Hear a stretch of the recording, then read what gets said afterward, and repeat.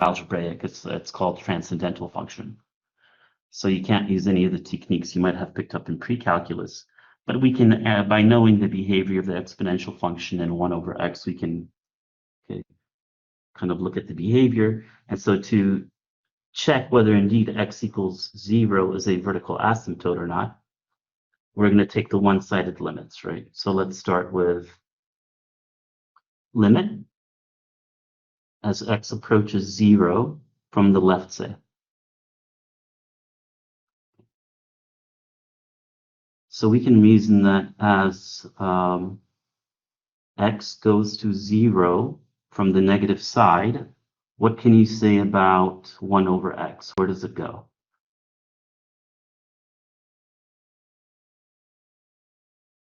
Yeah, so as a quick, right?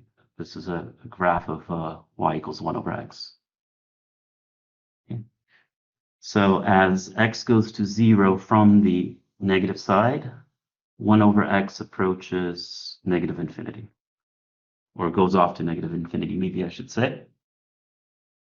Okay, but as 1 over x goes to negative infinity, what can you say about the exponential function raised to that argument, which goes off to negative infinity?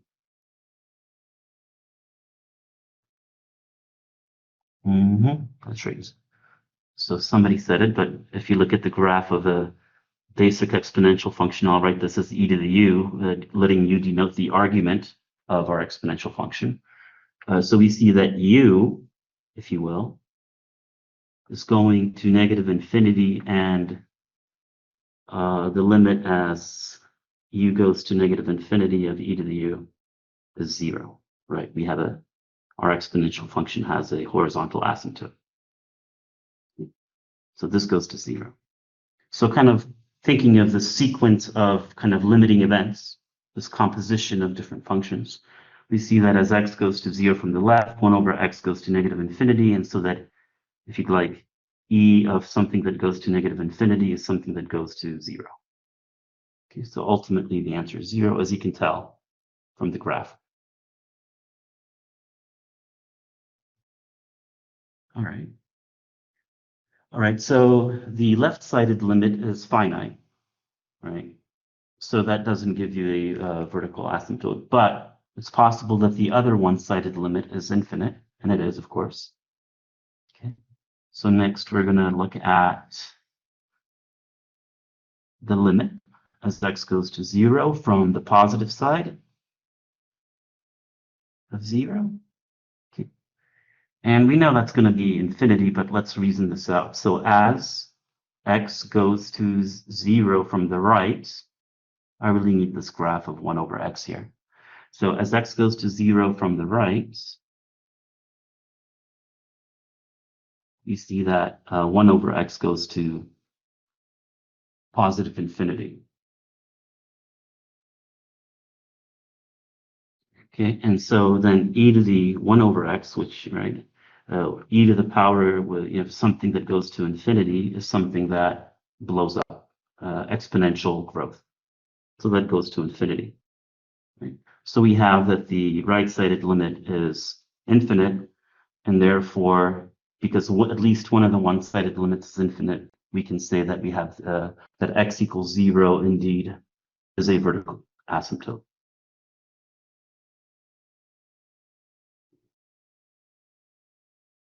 Oh, okay, great. All right. Now, what about horizontal asymptotes? So we say that, horizontal asymptotes kind of tell you the long-term behavior of your function as either x goes to infinity or negative infinity. So in terms of limits, what does that tell us? What kind of limits do we have to find, right? So if you want to check for horizontal asymptotes, you always want to check the two infinite limits, or the two limits at infinity. So as x goes to plus infinity, and the limit as x goes to negative infinity.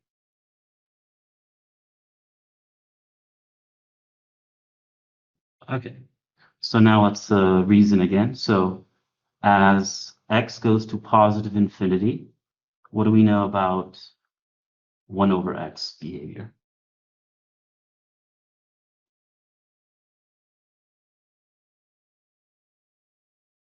Okay. Yeah, that goes to 0. You get 1 over something that's goes to infinity, something that's arbitrarily close to 0. And so what can you say about e to the 1 over x in that case? Well, you get e raised to something which goes to 0, so you eventually get e to the 0, right? At the limit, so you get 1.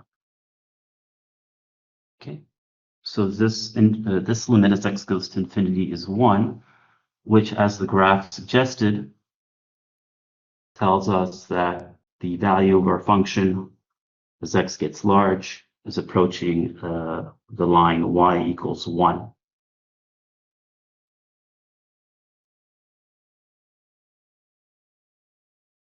So that's a horizontal line, so y is constant on a horizontal line. That constant value is 1.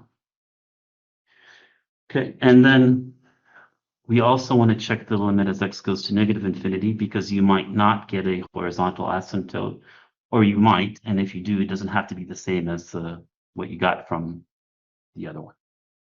Okay. So let's reason again. So as x goes to negative infinity, 1 over x still goes to 0, because, finite number over something that's large, regardless of whether it's negative or positive, something that's close to 0. And then e to the 1 over x again goes to e to the 0, so 1. So the long-term behavior of our function in either direction is that the values of our function approach 1. So indeed, y equals 1 is a horizontal asymptote on the right and the left. Yeah, I just noticed that I wasn't. Thank you for saying that. Somehow the screen size in e-learning is not matching my screen size. Thank you.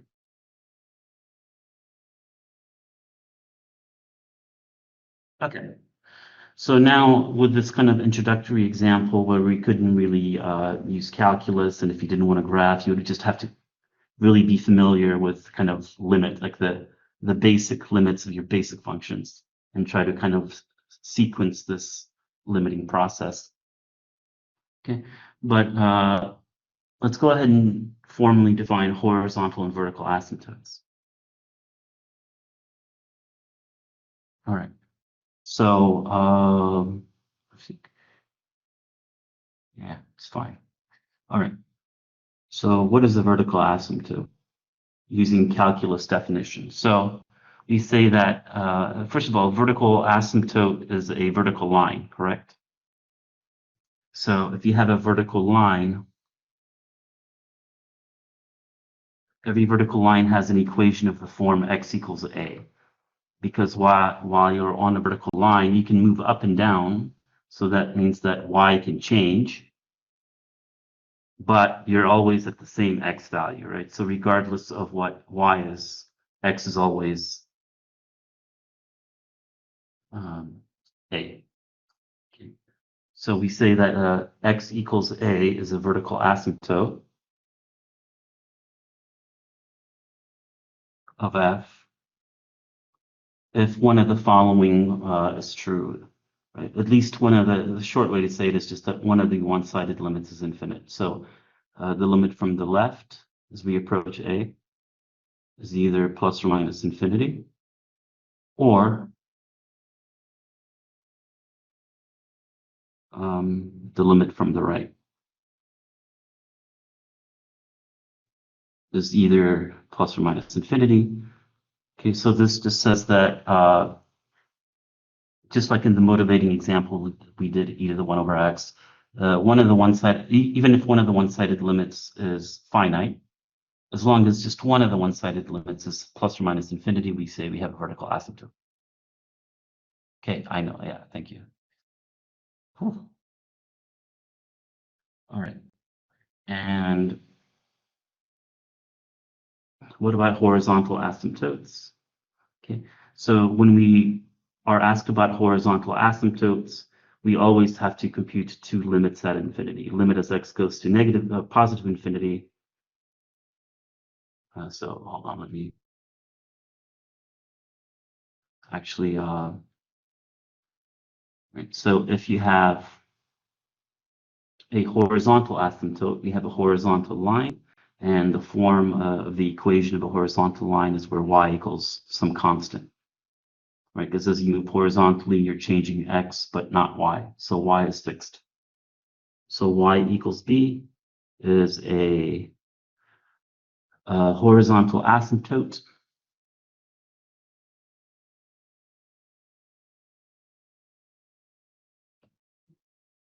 If either the limit as x goes to positive infinity of your function is equal to that constant, or the limit as we go to negative infinity. So we always have to check both, right?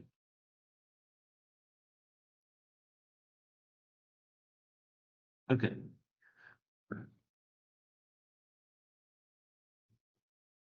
All right, so let's look at vertical and horizontal asymptotes for an algebraic function, a rational function, in fact. Is everybody fine with the definition here of vertical and horizontal asymptote? Okay. Yes, sir. All right. So let's look at an example. All right. So let me actually.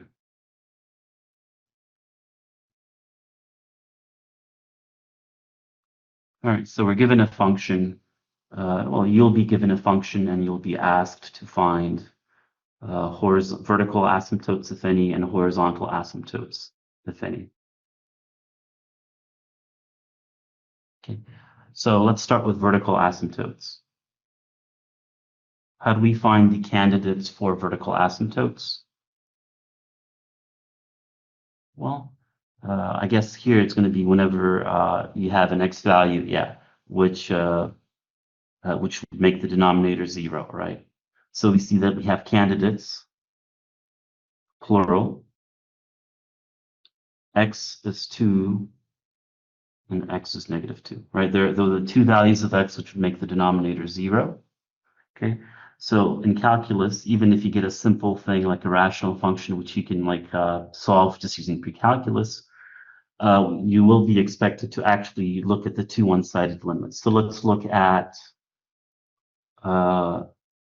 x equals 2, right? So that's a candidate. And so we're going to find the two one-sided limits. So let x go to, let's say, 2 from the negative side.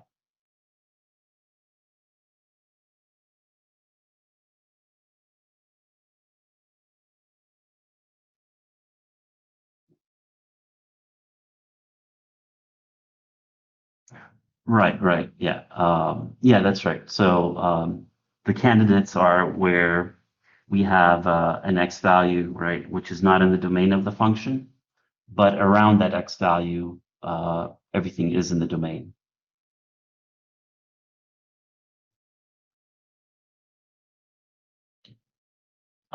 So I guess to answer this question really well, let's finish this problem and I'll come back and address test for holes. Yeah. Okay. All right. So of course, if we try to evaluate directly, we know that we're going to get, well, we get 0 over 0. If x goes to 2, we get an indeterminate form. So we're going to use some algebra. And of course, one of the techniques we mentioned yesterday was factoring. Okay.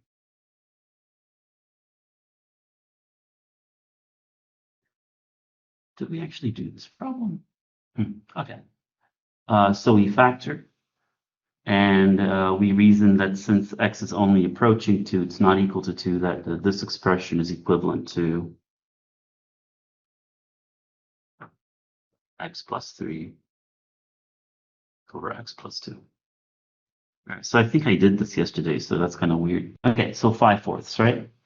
So we see that x equals, so can we what do we conclude about x equals 2?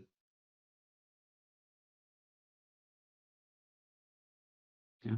So x equals 2 is not. Wait, hold on. I forgot to check the limit from the left. Right, sorry. Okay. So next we're gonna, because remember that as soon as just one of the one-sided limits is infinite, we have a vertical asymptote. So now we're going to take the limit as x approaches 2 from the right. So same business, we would end up, it wouldn't change, right? Because you'd still have that cancellation, and then you let x go to 2. Evaluating that limit directly gives you 5 over 4. Okay, but anyway, neither of the one-sided limits are infinite, therefore x equals 2 is not a vertical asymptote. All right. So then we look at the next candidate, x equals -2.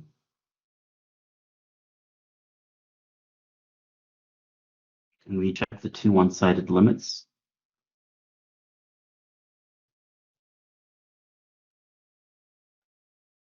We get the cancellation. Okay, and so we're looking at a one-sided limits, as will be expected to find both one-sided limits. So we're approaching -2 from the left. Okay, so we know that the numerator is going to a positive 1, -2 plus 3. And the denominator is going to 0. But are we approaching 0?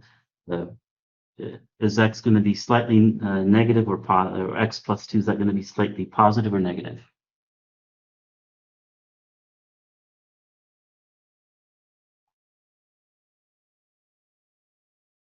Okay. Okay, so let's check.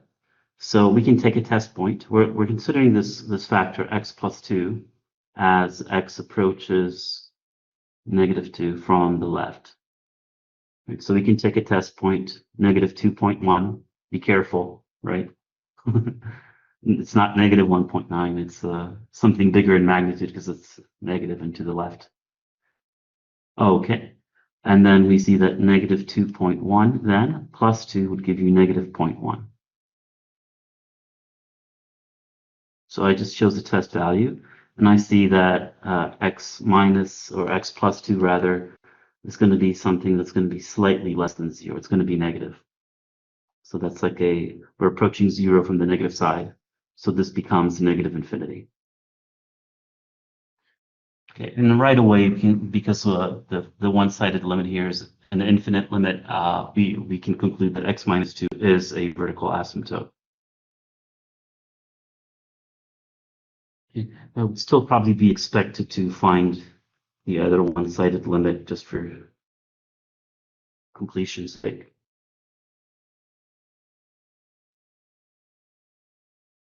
Okay.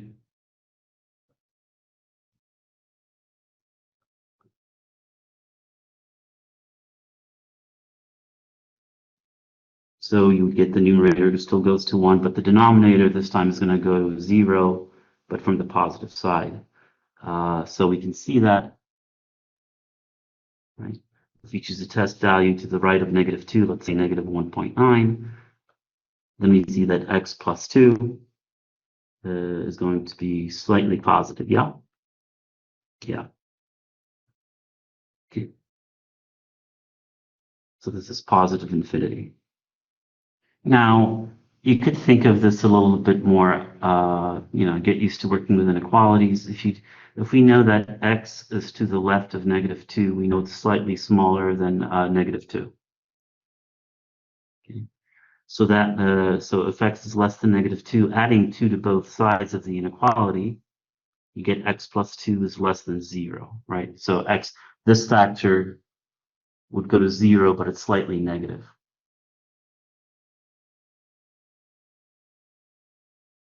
Okay. On the other hand, if you take an x here, we see in that case that x is slightly bigger than -2 because it's to the right of it on the number line. And so add 2 to both sides of the inequality, and you get that x plus 2 is positive, right? So this factor goes to 0, but it's on the positive side of 0. So positive 0. Okay, beautiful. So we can either choose test points, right, to see if the factor is approaching zero from from the negative or positive side, or we can just do something a little bit more sophisticated, I guess. I don't know. All right. So what about? So that was vertical asymptotes. So what about horizontal asymptotes? Which two limits do we always have to compute if we're asked about horizontal asymptotes? Well, the two infinite limits. So x goes to infinity of our function. If I remember my function, yeah, -6.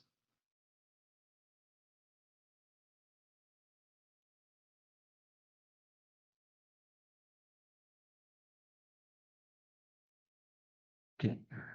So here, if we try to evaluate directly, okay, so we have to imagine that x gets very large and positive.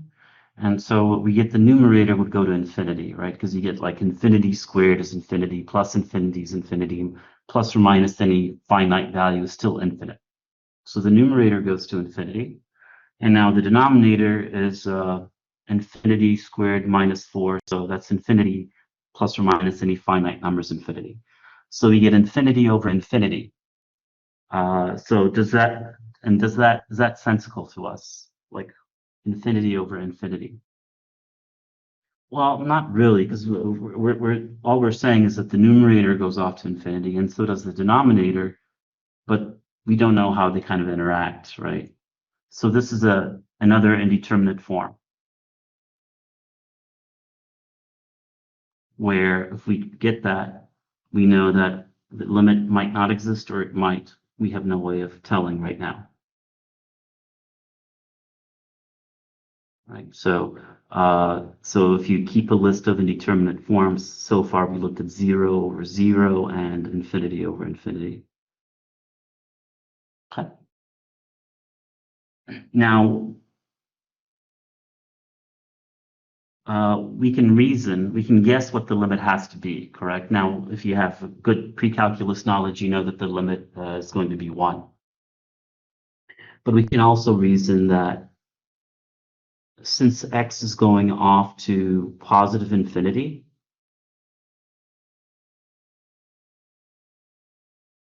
we know that x is large. So since x goes to positive infinity, we know that x is large, essentially.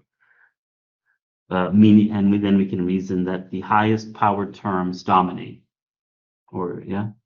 So this, in the long run, our function should be close to x squared divided by x squared. So this would be, of course, 1. Okay, so we anticipate the limit should be 1. Now, how is this good enough in a calculus class? Probably not. You're probably going to get some points off. So there is a more technical way of demonstrating that this limit is 1.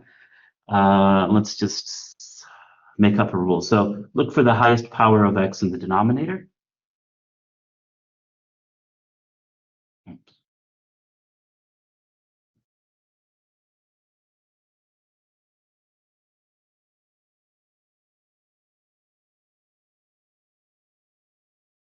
And then divide by that term on top and bottom. You can also think of it as factoring out, but so what I'm going to do is, so the highest powered term in the denominator is x squared. So I'll divide the top and bottom by x squared. Notice you're not dividing by 0 because x is going to infinity, therefore it's not 0.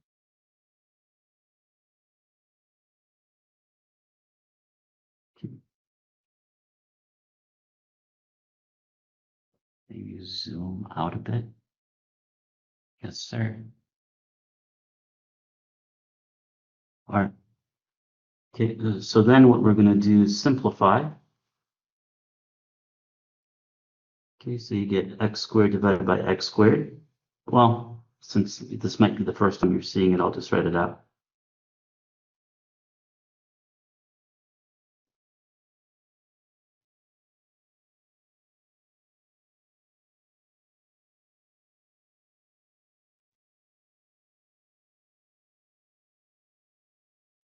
Okay.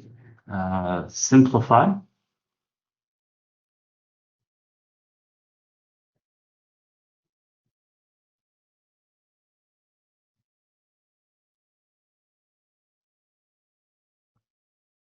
Okay, and so does anybody see why we'd want to do this? What benefit does it, what advantage do we have? Well, what we're getting is that all our terms, after dividing by that highest power term from the denominator, all our terms are either constant or a constant divided by some power of x. And why is that useful if x is going to infinity, right? Well, anytime you have a non-zero number in the numerator and a denominator that has an x in it, some power, some positive power of x, and x goes to infinity, you always get the situation that's like 1 over x, or similar situation, right? The numerator is fixed, the denominator grows arbitrarily large, so all the terms that have an x in the denominator at the limit will go to 0. So constants just remain constant. The 1 doesn't care what x, this constant doesn't care what x does. X could go like to whatever, 1 remains 1, it's a constant, yeah, by definition. And the other terms go to 0 because you have a non-zero constant divided by something that goes to infinity. So all the terms that are in blue at the limit went to 0, and the constant just remained themselves. So you get the limit is 1. So this is a more acceptable way in your calculus class to show a horizontal asymptote. So so we can write since the limit as x approaches infinity of our function is equal to 1, then by definition, y equals 1 is a horizontal asymptote.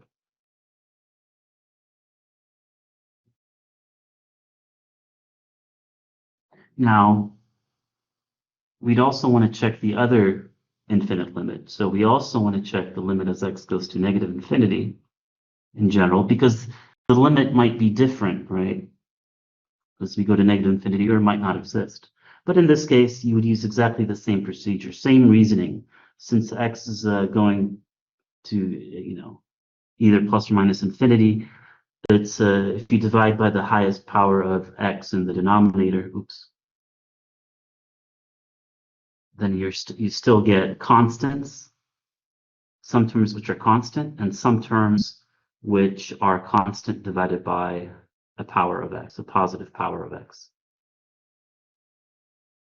So you divide by x squared, and we already know what that is.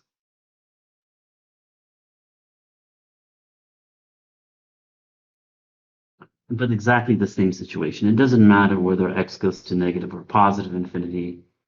All those terms go to 0, and so you're left with 1 over 1. Okay, so y equals 1 is indeed a horizontal asymptote. All right.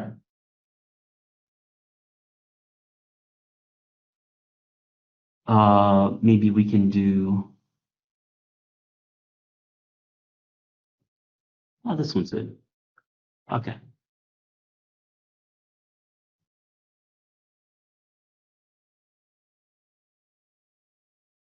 Thank you, Elliot. Yeah, so in your class, they'll be expecting not only for you, if they ask for asymptotes, that not only want you to say what they are, right? Even if that's correct, they still want you to justify it with a correct limit statement. All right. Or to say that something is not a, asymptote. Also, you can use the limit statement. All right, so here's another example. So let's look at this function. And I guess maybe just find the vertical asymptote so that we move on to something a little bit better. Yeah, to save time. So here we have 3 minus square root of 9 plus x squared divided by x cubed. And we are instructed to find, let's just do horizontal, vertical, if any.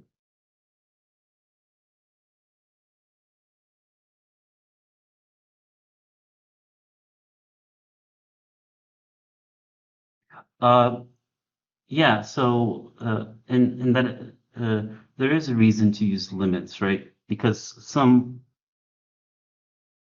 there's some functions which are not algebraic, so it's hard to see whether we have like an asymptote or not without actually finding a limit, if that makes sense. Okay, but let's find vertical asymptotes, if any. So what's the candidate?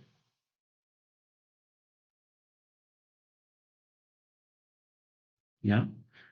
So here, well, our function is not defined at 0. So, and to check whether we have a vertical asymptote, we have to take limits.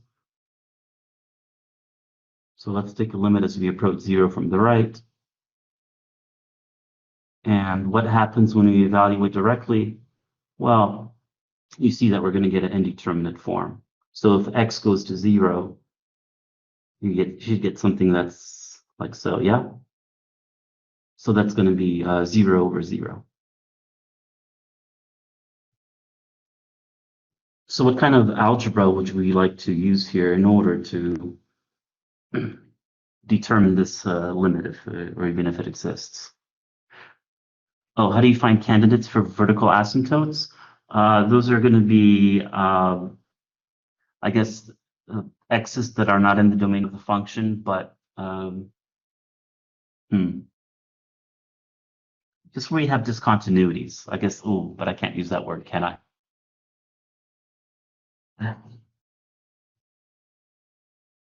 That's a plus.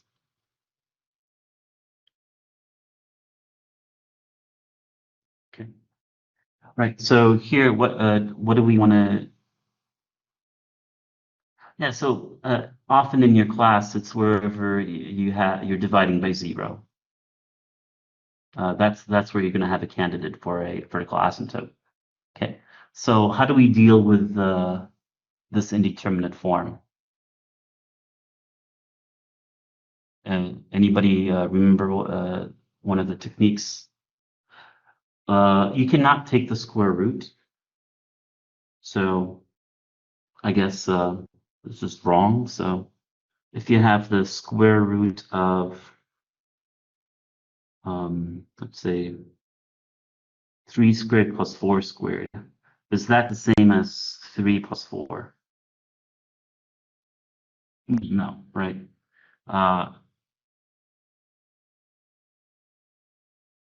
Should be 5. So this is not correct, and I almost don't want to write it because I don't want anybody to get the impression.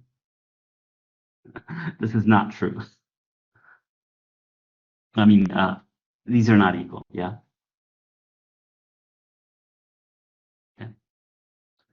No, so for horizontal asymptotes, you don't have to check the numerator or denominator. For horizontal asymptotes, you just go ahead and compute a limit as x goes to positive infinity, then x goes to negative infinity.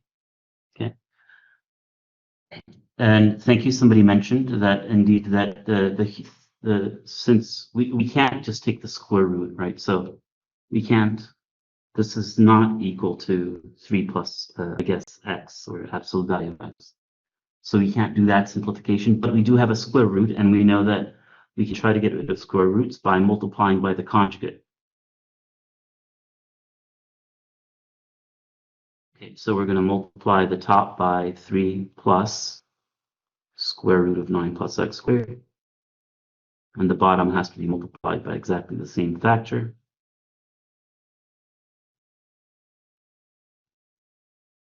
Okay.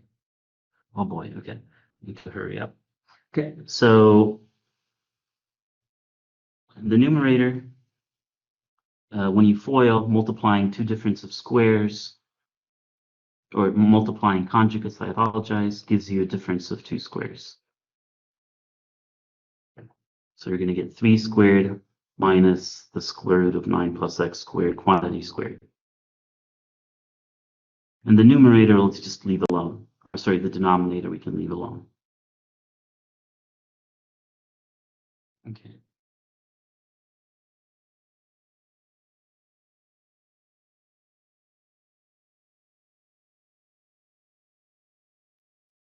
All right. So now squaring a square root does indeed get rid of, right? Because if you're taking the square root of a, it's already implied that a is not negative. So contrast that with this, right? Where in the second statement, we don't assume a is positive. So we have to square root of a squared is absolute value of a, while square root of a squared is just a. So that's going to be, and be careful here, I have to use parentheses.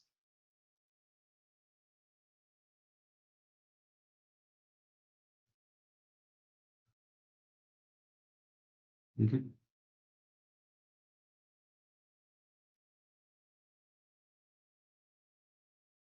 So indeed we have this nice cancellation, 9 minus 9 is 0, and we're left with minus x squared.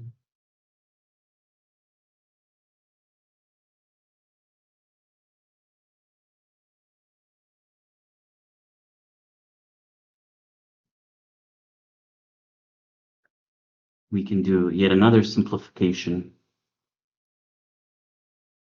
right?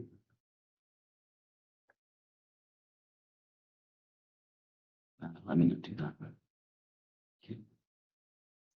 So x squared divided by x cubed reduces to 1 over x.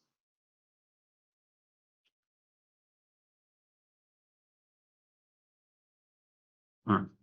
So now we take a limit. Okay. So the numerator is stuck at 1, negative 1. This factor goes to square root of, so if x goes to 0, you're going to get 3 plus square root of 9. So that's going to be 6. And here x goes to 0, but from the positive side. Okay, so what's our final answer here?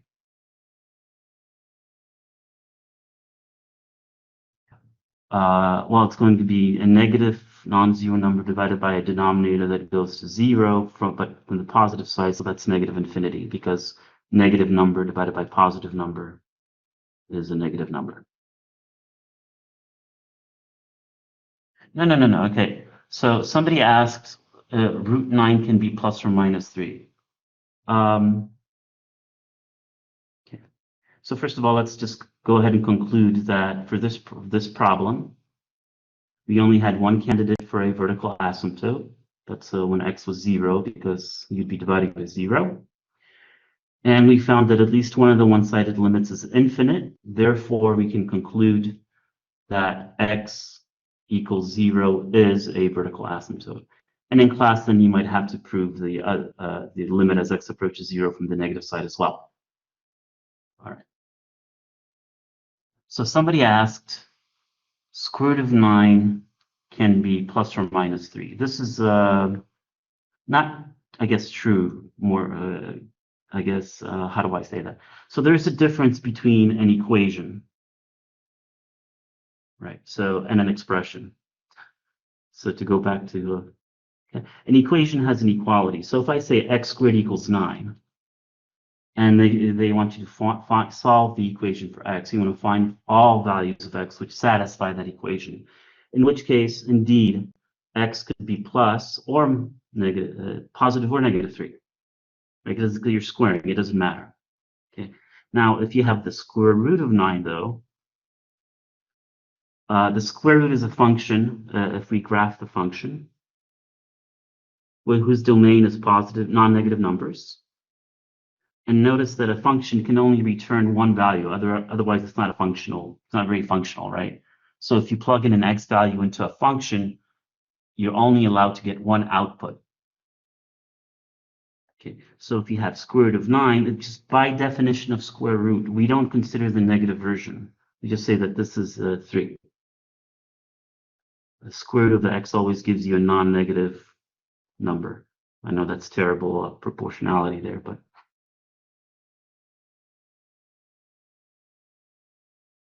yeah. Yeah. So what we were doing is we're reducing the square root of 9 to be 3, right? It's not plus or minus 3. All right. All right, so yeah, let's move on. And let's do maybe one final, well, there's two of them that I should be doing. So let's do this one. Okay. And for this one, yeah, let's find all vertical and horizontal asymptotes.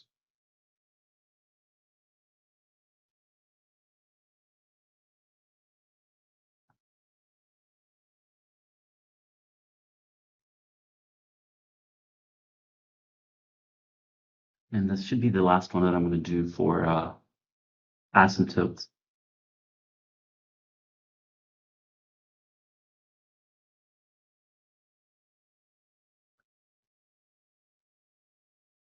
Okay. So do we have any vertical asymptotes? Well, what are the candidates?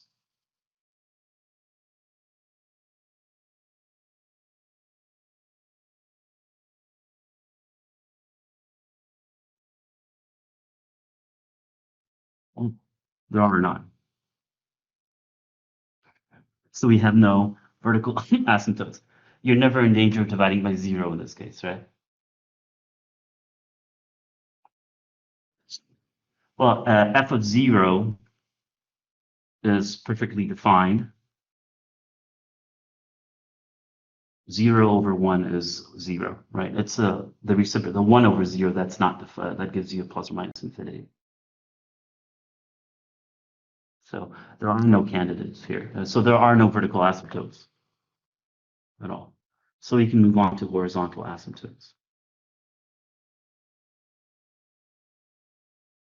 Now, just as an aside, if you had like a function, let's call it g of x, where you have the square root of 1 minus x squared, I guess then you would have to consider x plus or minus 1, right? If so candidates for a vertical asymptote would be x is plus or minus 1.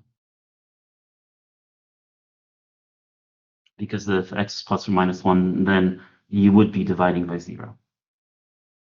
All right. So horizontal asymptotes. So for those, we just go ahead and compute infinite limits at infinity. So let's go to positive infinity first. Okay, and maybe using our intuition, what's our guess? So here, this is an aside. So for large, so x is large because x is going on to positive infinity, right? So if we look at our function here, this should be approximately x divided by the square root of x squared, right? Because again, you just want the highest power term dominates. So this would reduce to x divided by the square root of x. Oh, sorry, x divided by the absolute value of x. And since x is positive, I'm doing all this because, I mean, you're going to be expected to justify this business. So since x is positive, as x goes to positive infinity, we know that the absolute value of x is just x, right? Because x is positive, we can just drop the absolute value. So in this case, this would reduce to 1. So we expect our limit to be 1. Okay. Now, the way we're going to show that is actually, I'll factor this time. So I'm going to factor out x squared like so.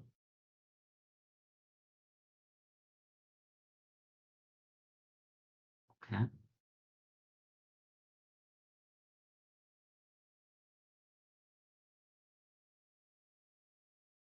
You know what's really funny about the limit business here is that they expect you to write limit all the way. Like, so you do all the algebra, but at each step you have to write limit, right?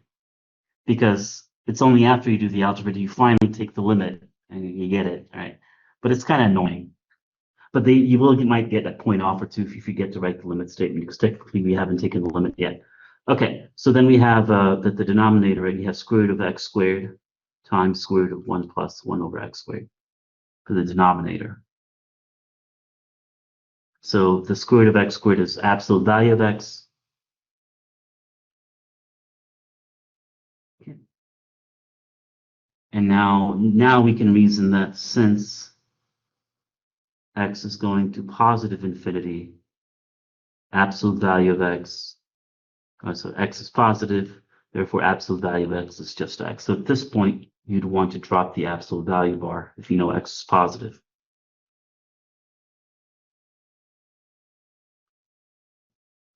Okay, we cancel.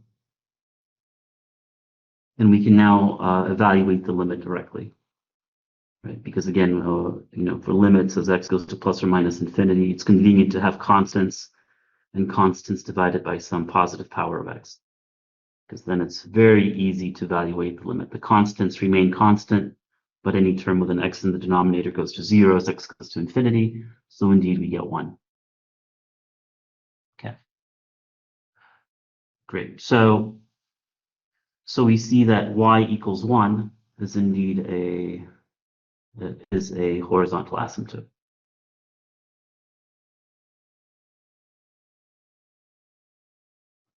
Now we also have to check the other infinite limit.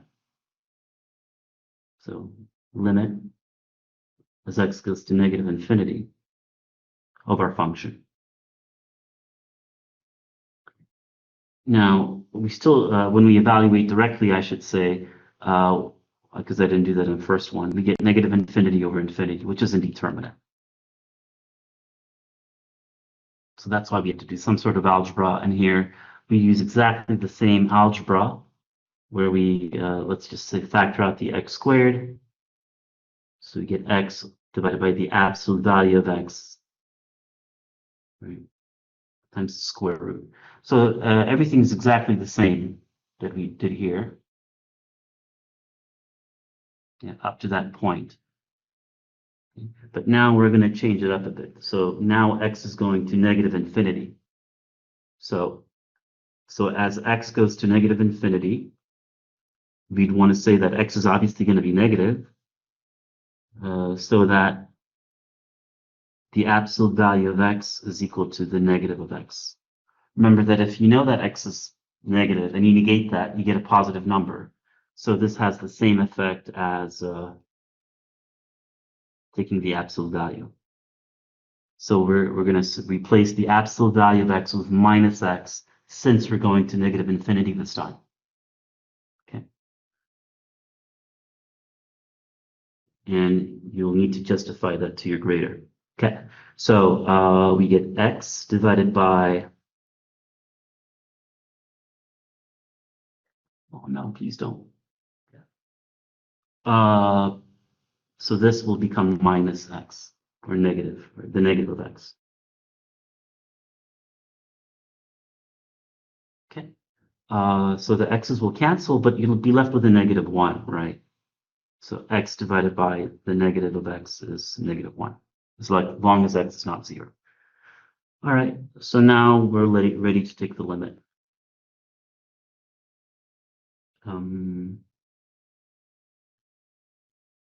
And this time we get the numerator is 1, the denominator goes to negative 1.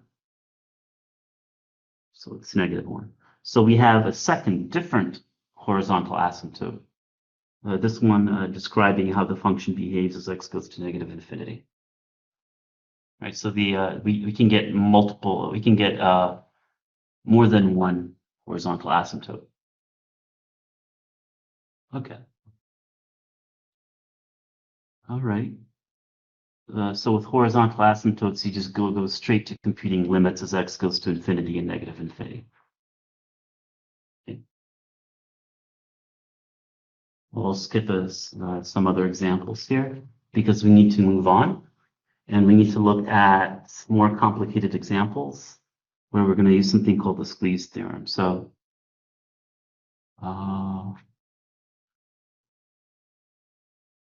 well, one second, let me find my image.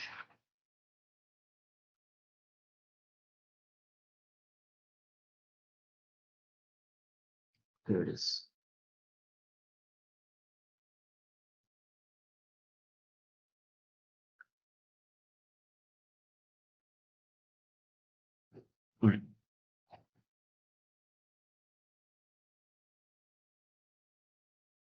Okay, so here's a,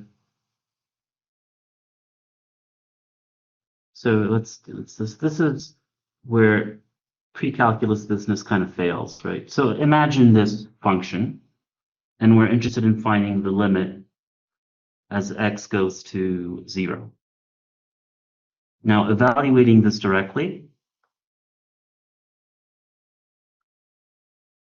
we get e to the 0 minus 1 divided by 0. So that's going to turn out to be 0 over 0. So what kind of algebra can we do here to try to resolve this indeterminate limit? Well, not any algebra we know, right? But what if I tell you that, without proof really, what if I tell you that this expression is going to be between 1 plus half of x and 1 plus half of x plus a third of x cubed, without explanation. So this inequality is true for x's near 0. So this inequality always holds. So here's a picture, I think.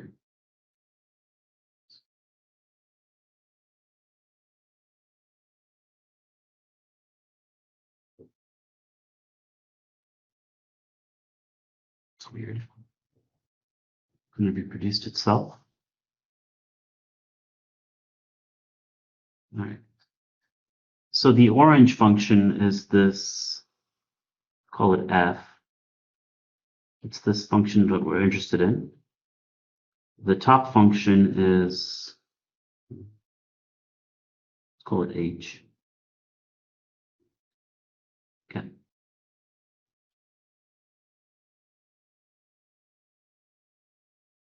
And the bottom function here, the green one in the bottom, is that line.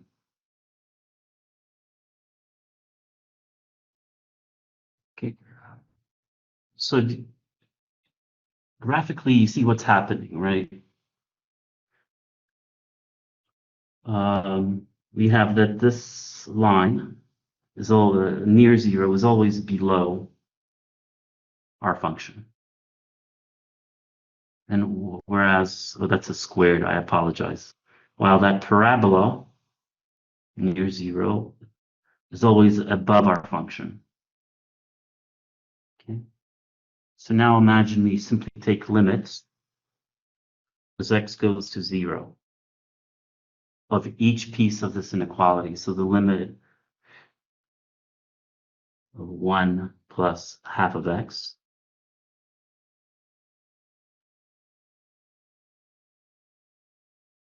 this is the beast we're interested in.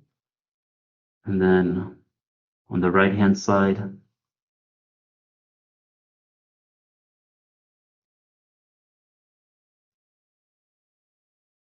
okay.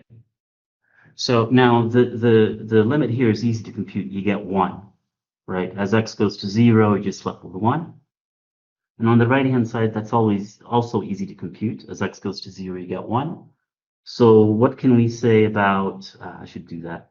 What can we say about the limit of our function as x goes to 0?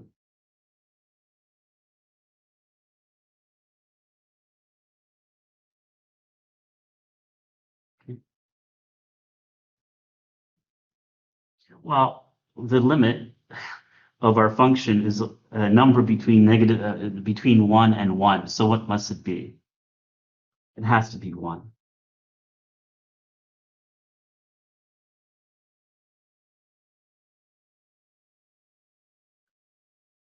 So what we've done, as you can maybe see graphically,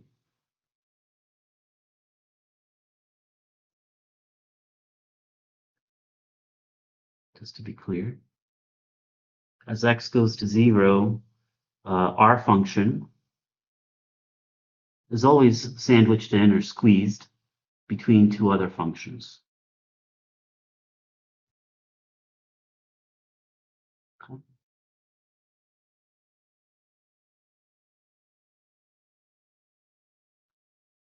Okay. And so when we took the limit as x goes to 0,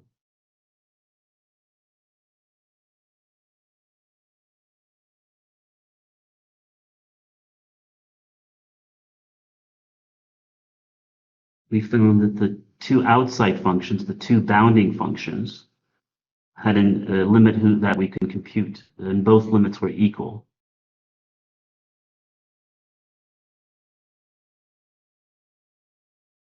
Okay. Therefore, as we can see graphically, since the two bounding functions approach the same value, right? That means the thing that's in the sandwich in between, our f function, it has to go to that same value. Okay. Okay. So this is an example of Squeeze theorem, and so let me.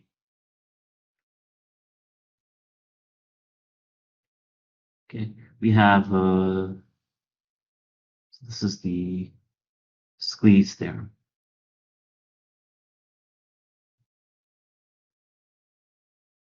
Okay. So what we'll have is a function that we're interested in. It's nice to have a simple graphic here. So do that in orange.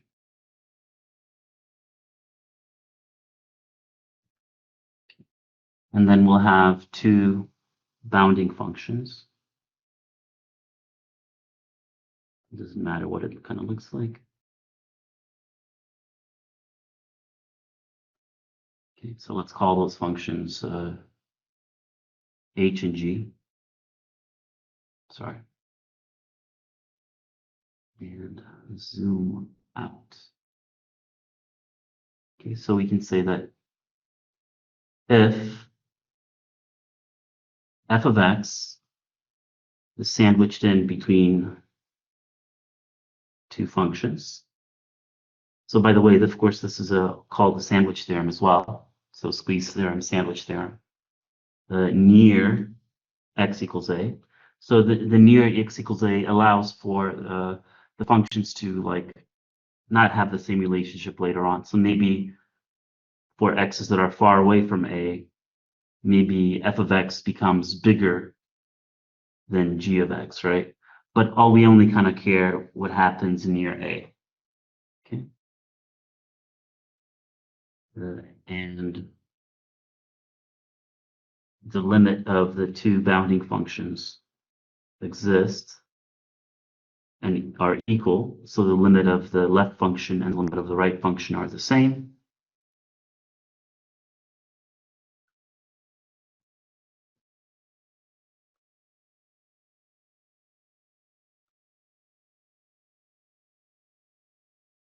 Then it must be true that the thing in between has to go has to have the same limit.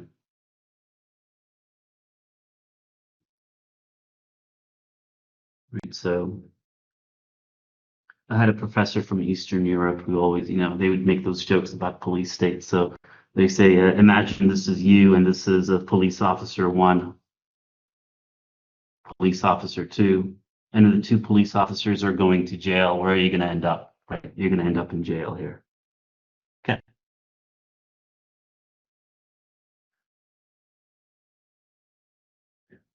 All right, so that's the squeeze theorem, and what we're going to you can use it in different contexts. So suppose I want to know.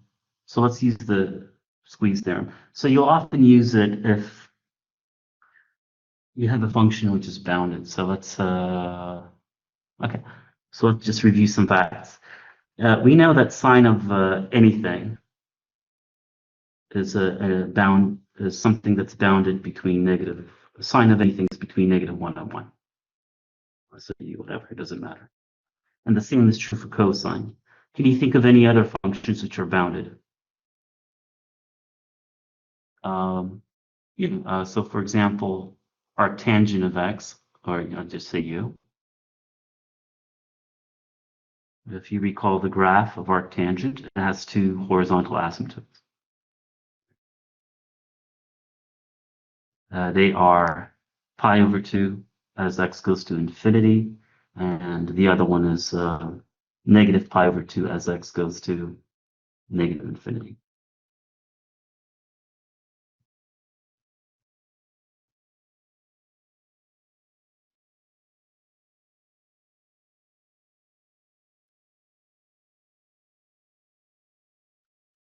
So that might be used. Okay. Okay, so now imagine we want to find the limit, a strange limit, let's say of limit as x goes to 0 of x times sine 1 over x.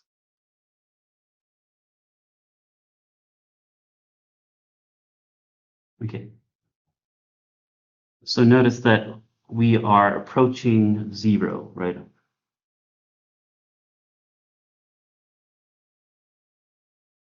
So when we try to evaluate directly, well, okay, let's just squeeze this. Okay. So what can we say about sine of 1 over x for sure? Well, we can say that it's between negative 1 and 1. It doesn't matter what x is. It doesn't matter what the argument. This is always true of sine. And then what we can do is multiply everything by, let's make this x squared so I don't have to deal with, sorry about that. I'm going to make that x squared so I don't have to deal with a little side issue. But okay, so next I'm just going to multiply everything by x squared, which is positive. So the inequalities remain the same. All right. So this is what's happening here, right? We think of this as our function f of x, and this is g of x. So g of x is x squared.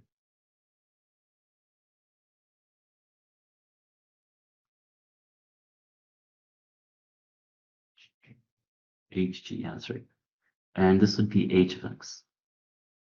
So h of x is the negative of x squared. So that's an upside down parabola.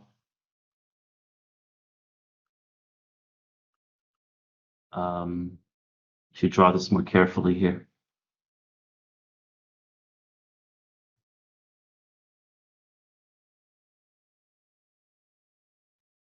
Okay.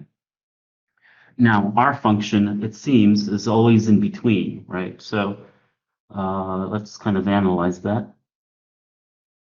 So you think of sine of whatever always is oscillating between negative 1 and 1. So it's a normal sine thing. And you think of x squared as like being the amplitude of your sine function. So as x goes to 0, the amplitude gets smaller and smaller. So you get something that looks like, and it's not clear, but it actually keeps oscillating really fast when you get near 0. Okay. So our function is like this kind of weird sign that lives in these the so-called envelope. It's like an envelope for the varying amplitude of our sine function.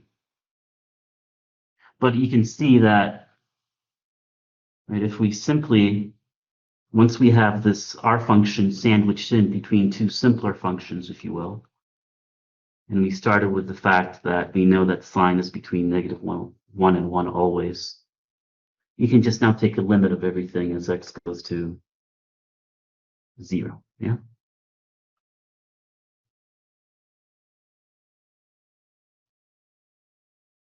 All right.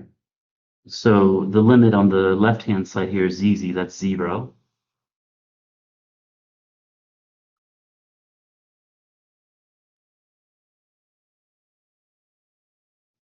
And the limit on the right is also easy. It goes to 0. So then the thing that's in between has to also go to 0, right? As x approaches 0 by this, the Squeeze theorem.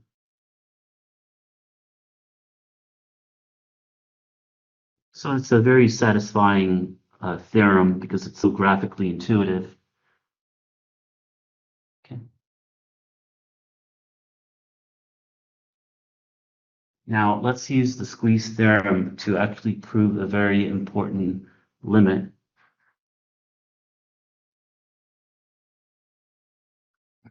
Yeah, sorry about that. Okay. Oh, actually, let's do a quick another example. Let's do the one with arc tangent. How about that? Okay. So let's suppose we want to find the limit as x goes to infinity of arctangent of x divided by x. So it's going to be a kind of weird use of squeeze because we're actually going off to infinity. So let's start with this function arctangent because we know it's a bounded function. Arctangent of whatever argument is always between. Yeah, sure. You gotta say it. I don't know. I don't know. It's just like the courtesy, right? You just say I use squeeze theorem to prove that to get this limit. Okay. All right. So then arctangent of x is always between negative pi over 2 and pi over 2. So that's a good starting point. And then we know that x is going to positive infinity. We know that 1 over x is positive. Sorry, x is positive. So let's do that. So what I can do is just simply divide each side by this positive x, or each piece of this inequality by positive x. And our goal will be to get our function in between two other functions.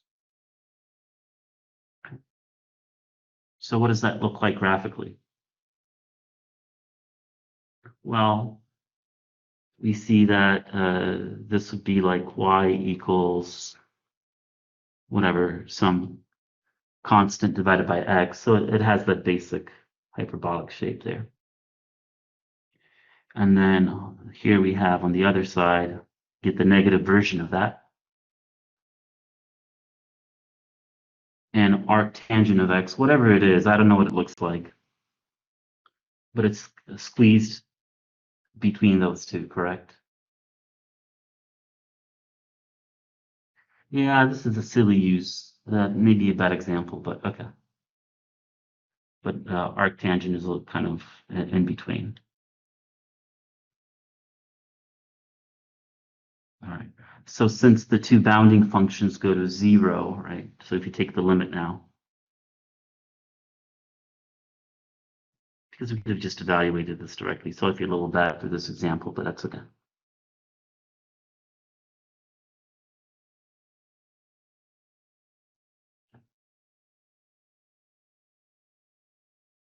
So mental note, not very good example.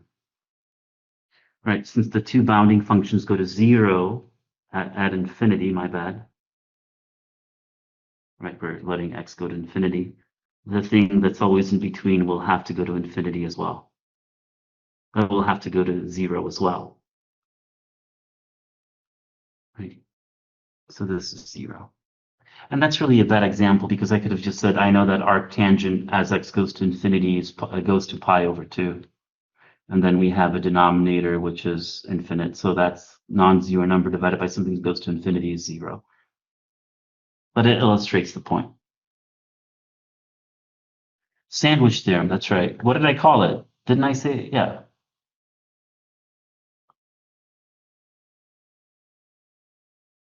All right, so finally, let's look at a very special, we're going to apply the squeeze theorem to find this limit. It's called special trig limit that you'll be using.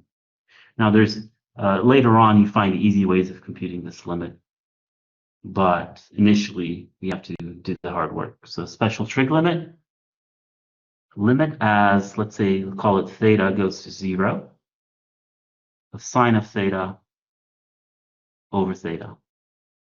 Okay. And no pre-calculus will help you resolve this limit. If you try to compute directly, you get 0 divided by 0, which is indeterminate. So there's really no algebra we can do that we know of, right? But it turns out that this limit will be equal to 1. Okay, so how do we show that? Well, we might use some inequalities, as always. When you want to use Squeeze Theorem, you got to find two bounding functions for our function near theta equals 0. Okay. And then take the limit as theta goes to 0. So what would these bounding functions be?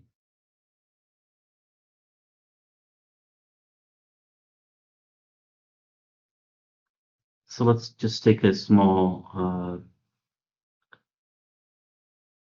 section here. Let's assume theta is positive. This is the horizontal axis, by the way. Okay. Now we're going to draw a tangent.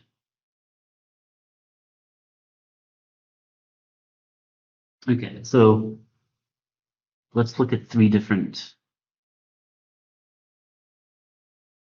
slides. So this, no, it's the, yeah, perfect, okay. So what expression can I use for that orange side of the right triangle?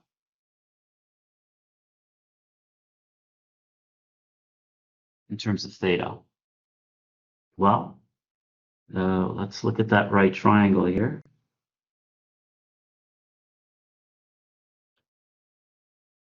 Okay, this is a unit circle, so the hypotenuse is 1.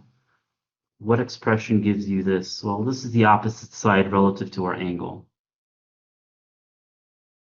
Okay, so we know that we can relate the opposite side, say, to the hypotenuse using sine. So sine of theta is the opposite side divided by the hypotenuse. So the opposite side is exactly sine of theta.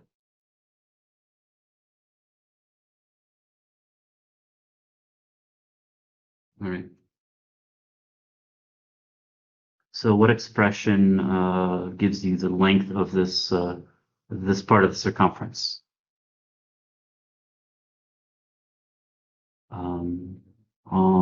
That would be, that's, oh boy, I forgot that we don't. Okay, if you have a circle and you have an angle theta and you have a radius here, the length of this part of the circumference is the radius times theta, where theta is written in radians.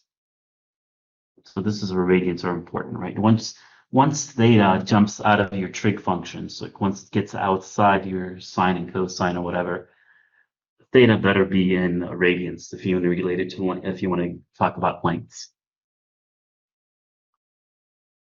Okay, so it turns out that our radius is 1. That's theta. So this is just theta. Okay, and then what expression can we use for the blue segment? Well, we have a right triangle. But anytime you draw a tangent line or segment to a circle, you know that's perpendicular to the radius of that circle. So that's a right angle. This is theta. The hypotenuse is 1. And this is the opposite side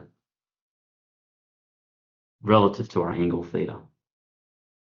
Now we want to relate the opposite side to this 1, so that's adjacent, right? That's adjacent to our angle theta.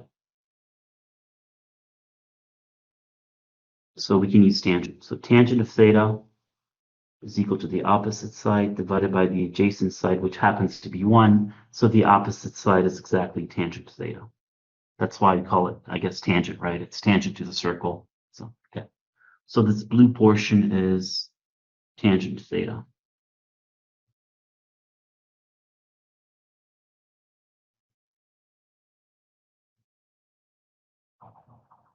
All right.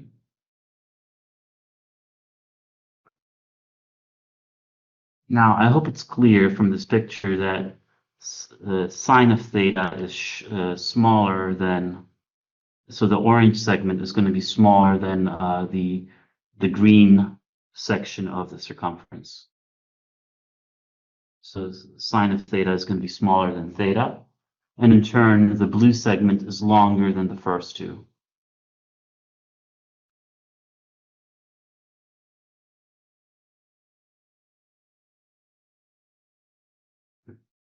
So we have this inequality. All right, so first consider sine of theta divided by, or less than theta. Consider that inequality. And so notice that we want to talk about sine of theta divided by theta. Where are we? Okay, right here. This is what we want to talk about, sine of theta divided by theta. So I can divide both sides by theta over here.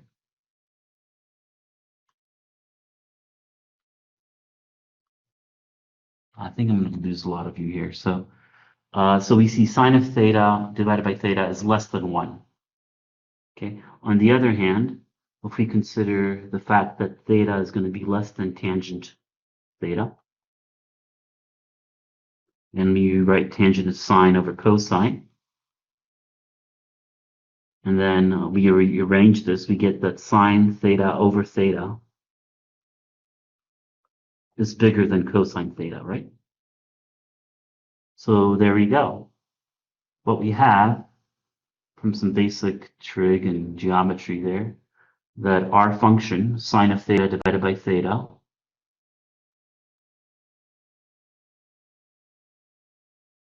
is between cosine of theta and 1. Okay, so this is going to be,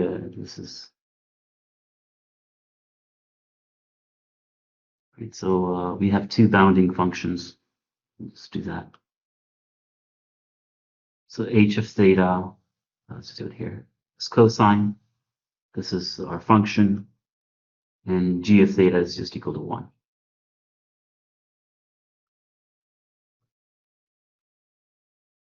Okay. So now as we take the limit as theta goes to 0, and by the way, this inequality holds even if theta is negative, which I was going to show you, but I have a feeling that I'm going to be lose a lot of you. So this inequality is true for thetas that are near 0, regardless of whether theta is positive or negative.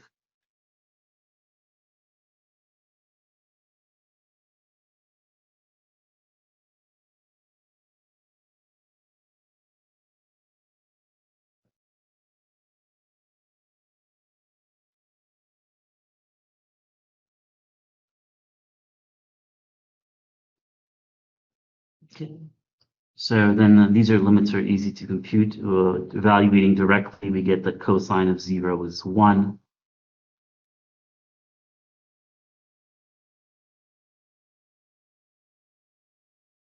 And the limit of this constant is just the constant. Right? So our limit has to be a number between -1 and 1. So obviously it has to be 1.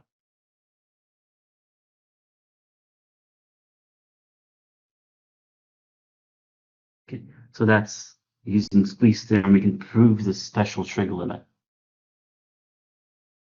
Theta divided by sine theta equal to 1.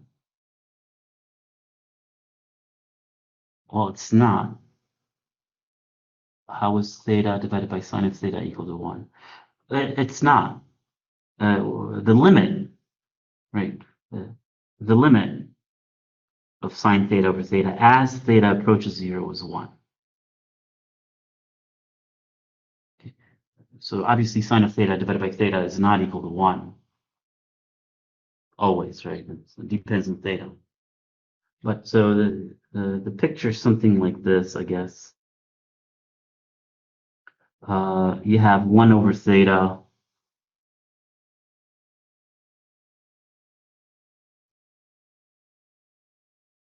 Wait a minute, that's terrible.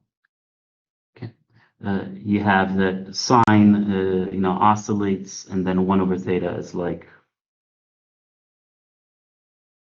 an amplitude that decays. Okay.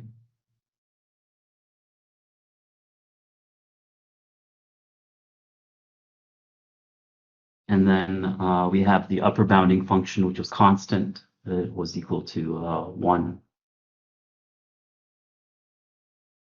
And we had the lower bounding function, which was cosine theta, so it kind of, And then it might intersect the stuff somewhere else, but it doesn't matter. Near 0. We see the cosine of theta. As theta approaches 0 goes to 1. And so does, of course, the constant function. So our thing that's in between has to go to 1 as well. Okay, that's an important limit. Special trig limit. All right. So now we can use it to compute various other limits. For example, let's use our special trig limit to compute the following.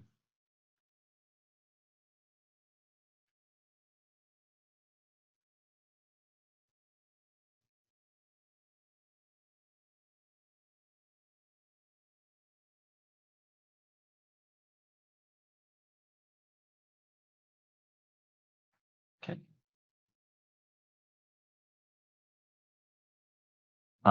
So evaluating directly, we get 1 minus cosine of 0 divided by 0 squared. So that's the 1 minus 1. So that's 0 over 0. Yeah, indeterminate.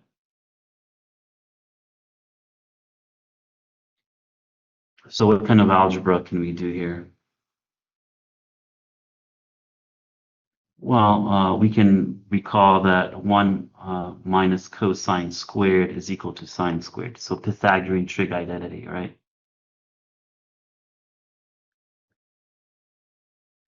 But then we can rewrite this as 1 minus, it's a difference of 2 squares on the left-hand side. So it's a product of conjugates. So this suggests that we might want to multiply the top and bottom by the conjugate of 1 minus cosine.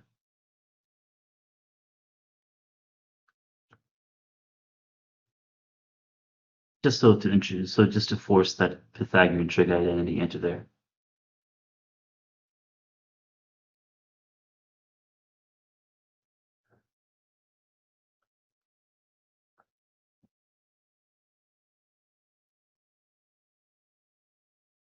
Okay. And then 1 minus cosine squared is sine squared.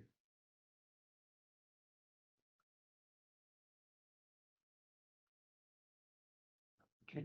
Now we can try to evaluate the limit, but maybe to see it a little bit better. Okay.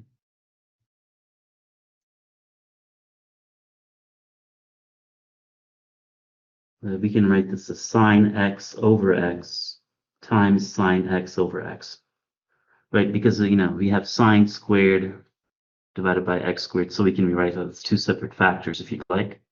And now the only reason I'm doing it is that I'm trying to use the special trig limit. I anticipate that I'll be using it because I see sine x over x. And then we also have this last factor, which is not a problem, right? Because as x goes to 0, cosine of x goes to 1. So in the denominator here, we get 1 plus 1, and that's not a problem. So now it computes the limit.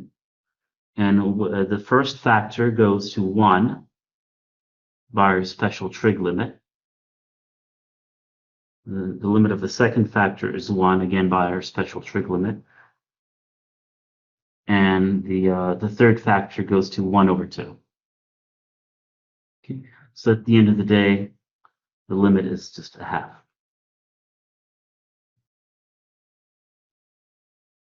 All right.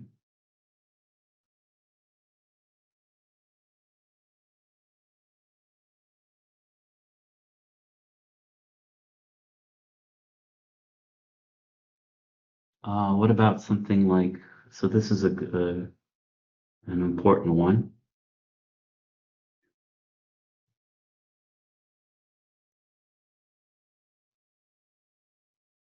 Okay. So what's the limit of sine of 5x divided by x as x goes to 0?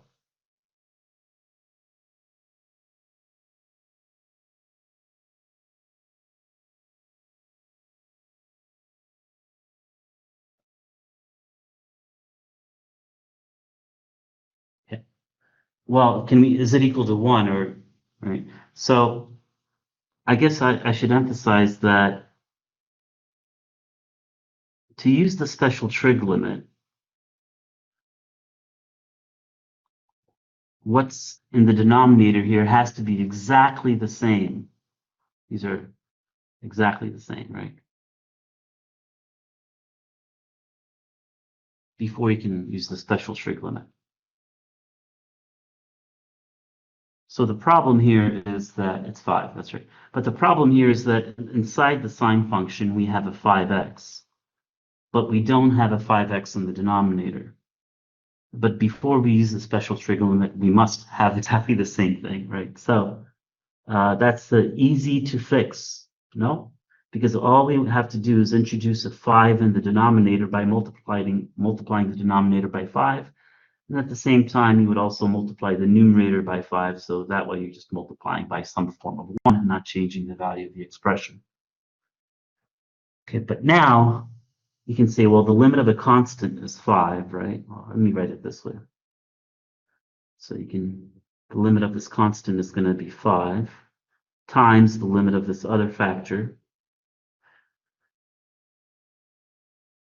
Now, depending on how much of a stickler your professors are, right, you can either say that this is 1, or you might have to do something like let u equal 5x, right? And note that as x goes to 0, 5 times x also goes to 0. Obviously, that is to say u goes to 0. So we can rewrite this as the limit as u goes to 0, sine of u over u. And now we invoke the special trig limit, and we see that the answer is 5. So the lesson there is that if you're going to use your special trig limit, the thing inside the sign has to match the factor that's outside the sign. Right. So what about so in the same spirit?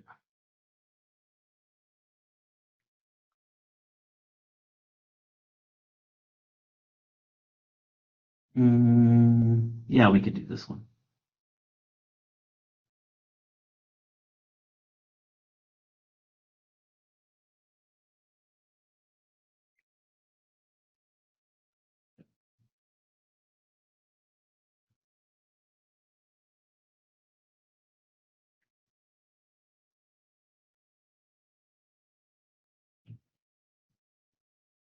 I meant to say x goes to 9. Okay. Do you smell a special trig limit in there?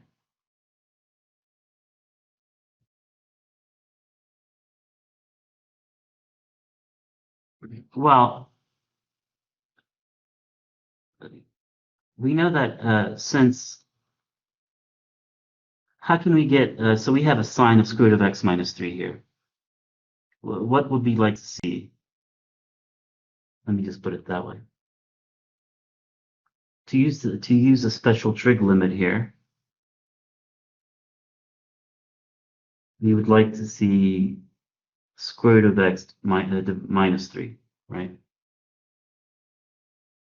So we can just divide the top and bottom by that, if you will. That's one way to think of it. You know, algebra is like folding laundry. It's I don't know, laborious and about as much fun. All right. All right, so what can we do with the numerator here? Well, notice that since x is going to positive 9, x is positive. So we can rewrite x as the square root, well, we can write it as square root of x squared. Yeah. Okay.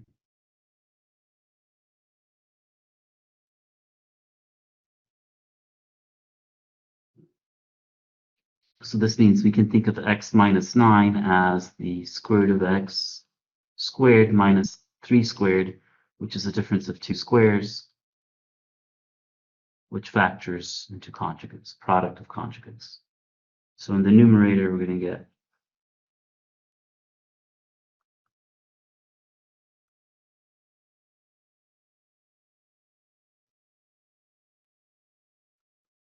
And in the denominator, we get this sine thing. Okay.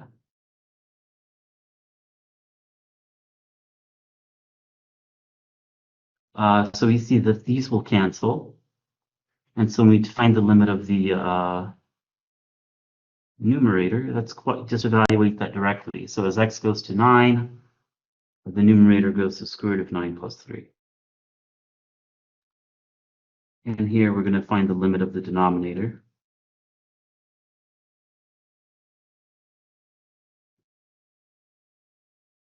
Yeah.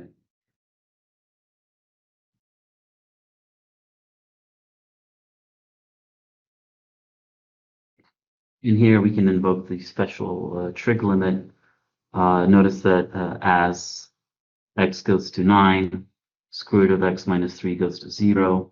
So it looks like if we simply rename square root of x minus 3 u, right?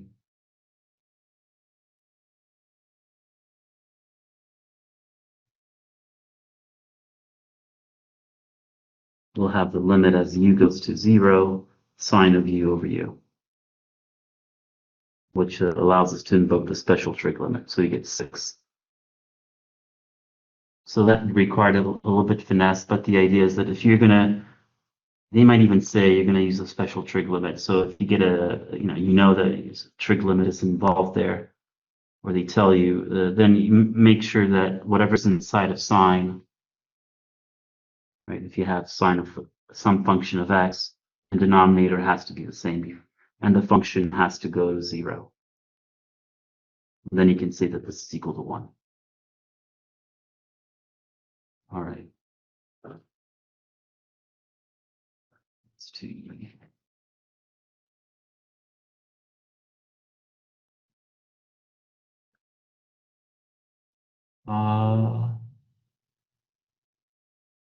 I guess what else can we talk about? Maybe we can, I don't know if I want to move on to a different topic. Maybe I can just, because derivatives. Okay.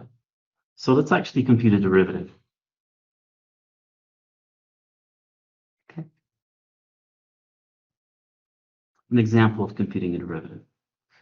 All right. So we said that one of the big problems in calculus is the tangent line problem, right?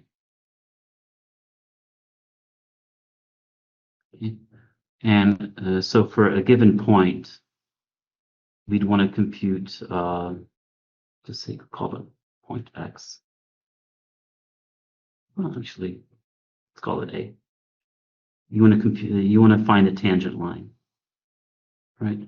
But to find that tangent line, you need a slope. So you need the slope of the tangent line. You need to find the slope of a tangent line. Okay. So what we said is that instead of, because we don't know how to compute a line that's just through one point. That's not defined, right?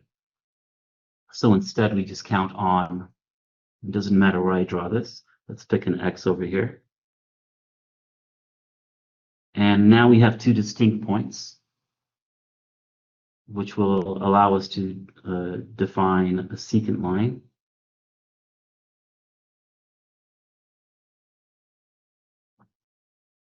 Okay. And what's the what would the formula be for the secant line? So let's see.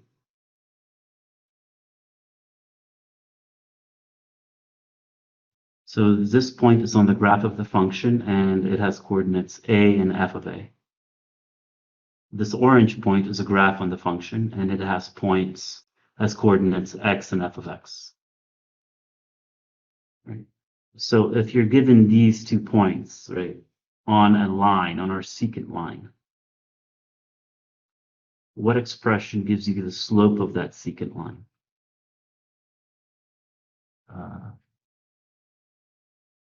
So in I guess in high school, right? What do they? What's the kind of the thing we say when you want to look at the slope of a line? Change in y's over change in x. right? So if you have a change in y and change of x, you say the slope is change in y over change in x. Yep. But how do you, given these 2 points, how do you write down what expression gives you the change in the y values, the change in y? Well, it's one y value minus the other y value. Okay, and then change in x. Well, change in x, well, it's going to be the change in the x coordinate. So you have one x coordinate minus the other x coordinate. Okay, so this is the slope of our secant line. Okay, so what would we want to do if we instead wanted to compute the slope or find the slope of our tangent line? I guess this is the tangent line. What's the calculus thing to do here, right?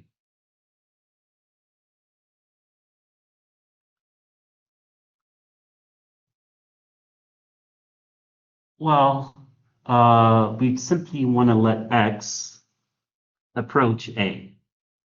And I drew x on the left of a, but it doesn't matter. The same argument would hold. So we want to let x approach a from either side. And we hope that the slope of that secant line, whose expression we have here, will become the slope of the tangent line. Okay. So now if we take a limit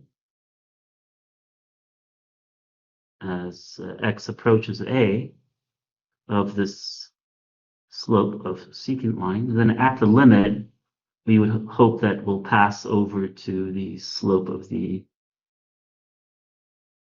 tangent line. All right. So are there people here who've never computed a derivative before? Like if they actually have never seen like the derivative of x squared. Okay. All right. So now the slope of this tangent line at a is called the derivative of your function at a. So that's important. So the derivative of your function at x equals a conceptually is the slope of the tangent line. Just the slope, right? It's not the line itself, it's just the slope part of the line. Okay, so if you were able to compute this limit and it exists, you'd have found the derivative of function f at a. Okay, and we would write f prime. Okay, so f prime at a gives us the slope of a tangent line to the graph of your function at x equals a.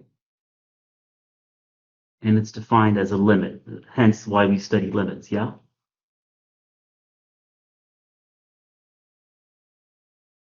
It's the limit as x approaches a of the slope of the secant line. Okay, so let's compute our first derivative, I guess, if you haven't already.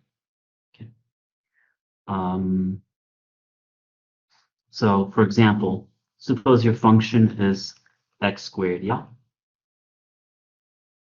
And you want to compute the derivative of f at, say, 3. So we know that this is going to be, you got your x squared, which I'm not going to draw very well, but that's okay. Not proportionally, right?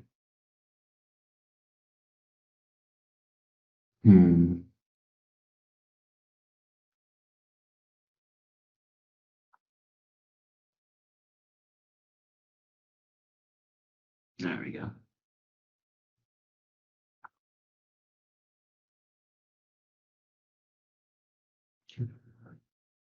So we're going to compute, write down a slope of the tangent line.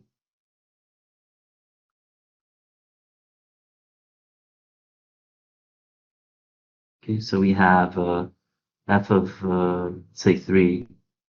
It doesn't matter. Let's just say f of x minus f of 3 divided by x minus 3. Okay. Oops. And then, so that's the expression that gives you the slope of the secant line through those 2 points. And then, to get the slope of the tangent line, we're going to take the limit as x approaches 3. Okay.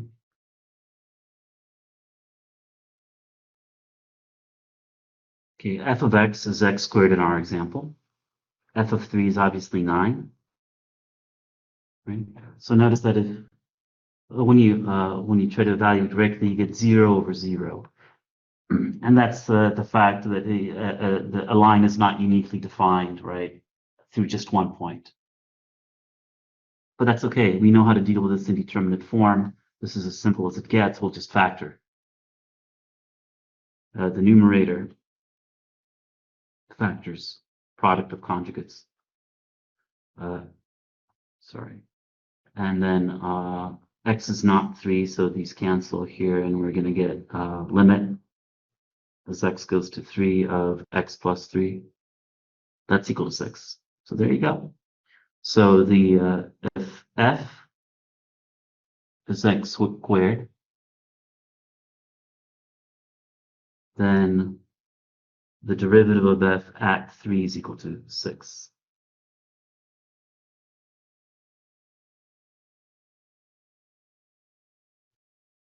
So finding derivatives using the definition is actually an application of limits, right? So the derivative, very important calculus,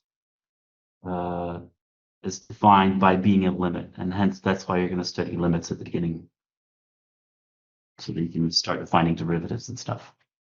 Okay.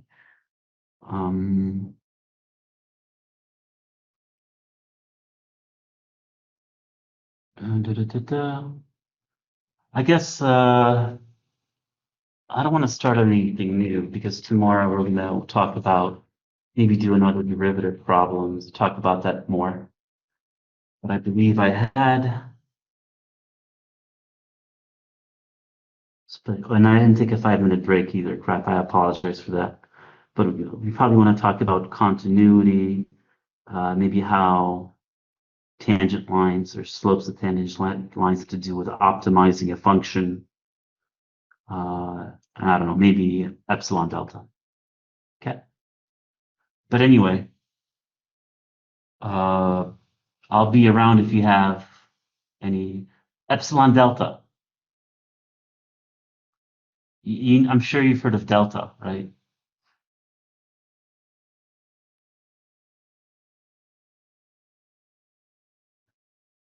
All right.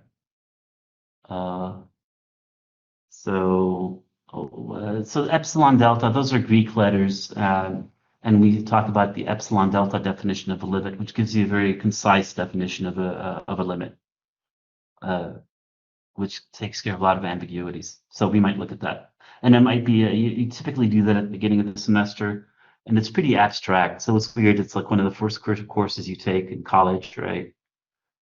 Your first math course, and you kind of do this abstract epsilon delta thing. So we'll look at that, I hope. But anyway, that's all I have today. I didn't take a 5-minute break. I'm kind of tired, so I'm going to take off. I'll see you tomorrow.